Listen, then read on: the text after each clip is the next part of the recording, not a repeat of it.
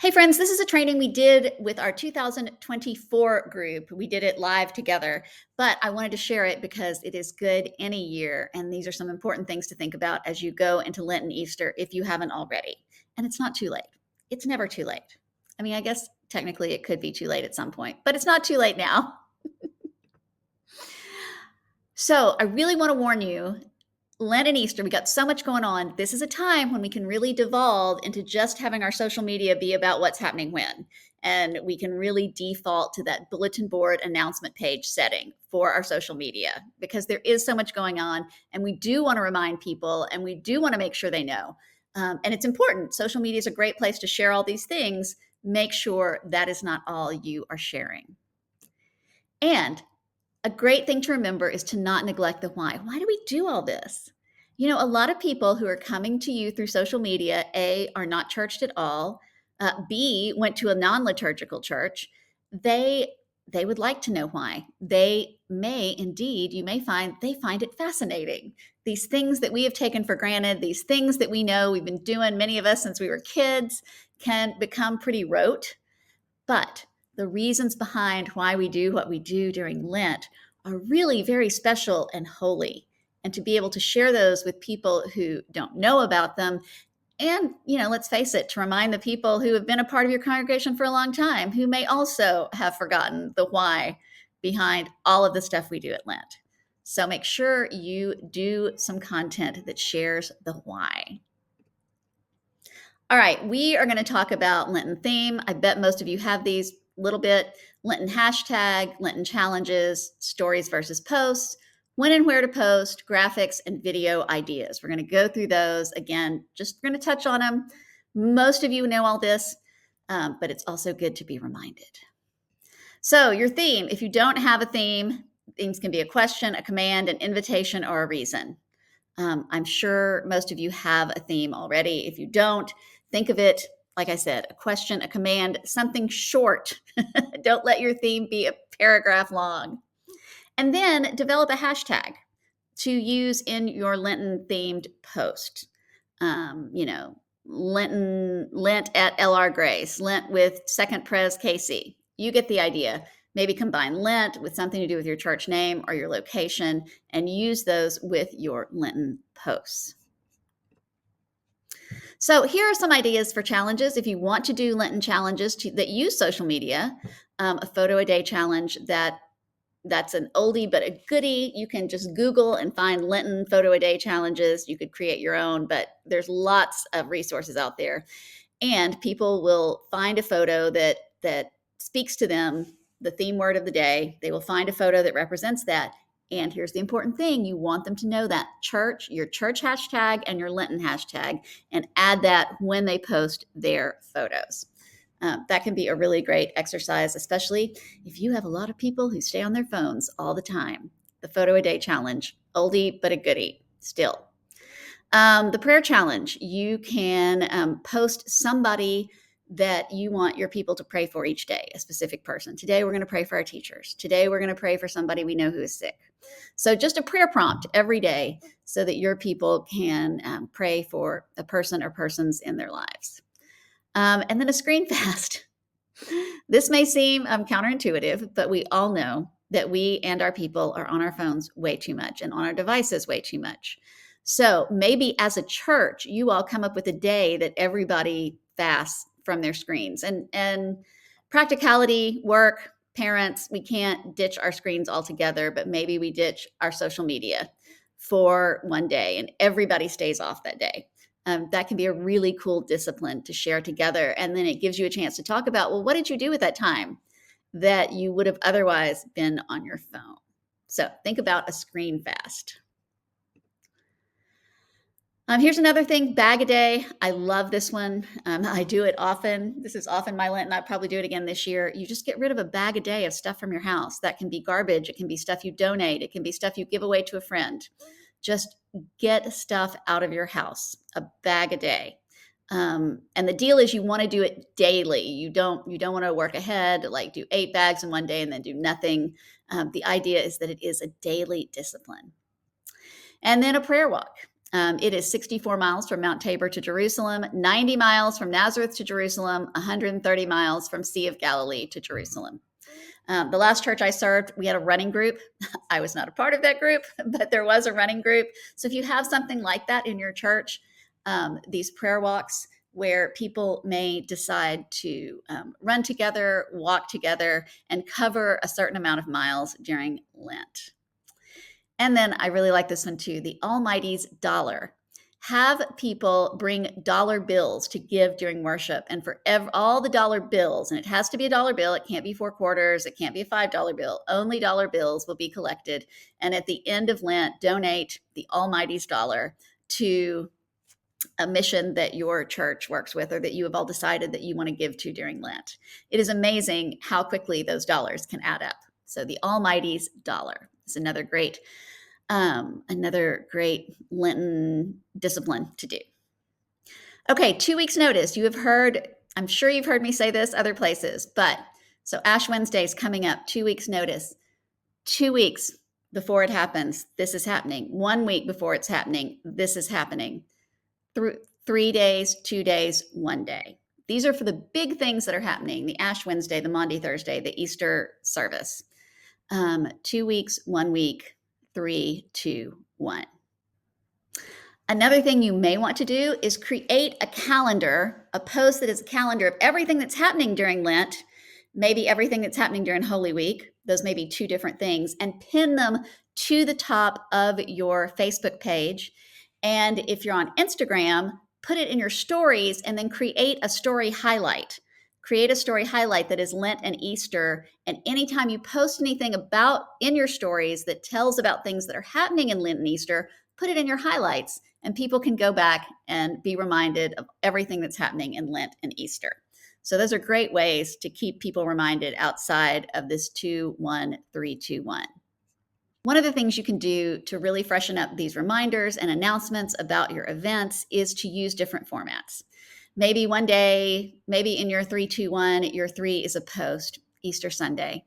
Here's when we're worshiping. Maybe the next day it is a video of the pastor. Hey, we'd love to have you come to Easter worship. And yes, there will be childcare. And yes, we will be doing this. And no, you won't have to answer an altar call. Maybe that's a video. And then maybe you do a carousel of all the things that are happening coming up. So as you remind people, know that it's not the same post over and over again. There are different ways that you can share. Here are 6 things to say about your Easter service. And think about this with anything you want to promote, especially when you're doing this 2-1-3-2-1 process. You can say, here's the date and time. We would love for you to come to Easter. Here's when it is, what time it's happening. Hey, we would love for you to come to Easter. We are a kid-friendly service, and we also have childcare available for kids this age. Please come. Join us for Easter. This year's Easter sermon will be Tease Your Sermon. Special music. Hey, come to our Easter service. The choir has been working hard for weeks on this special Easter cantata, and you do not want to miss it. The last church I served, we did bluegrass Easter, and we hired a bluegrass band, and it was a big draw. And so you can bet we had posts saying, bluegrass, got a bluegrass band coming, and here's who it is, and you don't want to miss this. What's going to happen? That is a great post or video to make. Easter is a time when people come who haven't been there before, and people love to know what to expect. And if people know what to expect, they are more likely to come into your doors. And then you can do one on logistics. Hey, Easter's pretty full. Here's a reminder on where we can park. Here's the door to come in. Is the sanctuary accessible? There's so many things you can say about any one service, and you can use those for different kinds of posts, videos, and stories. So mix it up, and you are reminding people without wearing them out and seeing the same thing over and over again. Just a reminder, your posts are seen by existing and potential audiences. And you've got 2,200 characters or captions that you can write. So you can almost write a sermon there. So those are great things to educate, inspire when you're explaining your why, that sort of thing. You got lots of characters to use in your Facebook and Instagram posts.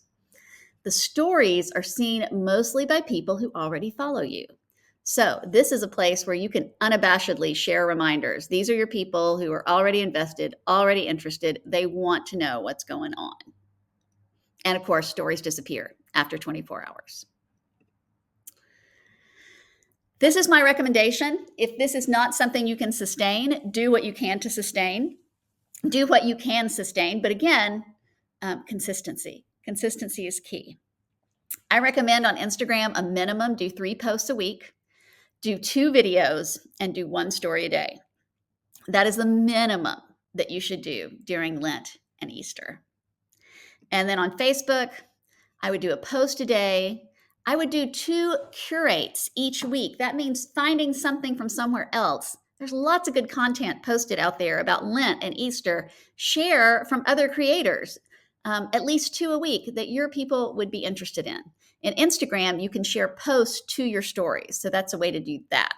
You can't share an Instagram post to your post page, but you can share it to your stories. And then ask 3 questions a week. Remember, they don't have to be all churchy questions, but give people a reason to engage. What are you doing for Lent? Did you grow up in a church where you celebrated Lent? Are you eating fish on Fridays? If you have a lot of former Catholics. Anyway, you get the idea. 1 post a day, 2 curates a week, and 3 questions every week. Get your graphics ready, and you can use these over and over again. You want to have a graphic for your theme, for your Lenten schedule, like I said, that you would post at the top of your Facebook page, that you would put into your story highlights, and your Holy Week schedule. Holy Week is usually busy enough that it needs its own graphic. So have those graphics ready, and you can use them again and again. And of course, if you're using Canva, don't forget to use the magic switch, which allows you to change the formats. So you can have the graphic and you can change it so that it fits an Instagram story, an Instagram post, a Facebook post, etc.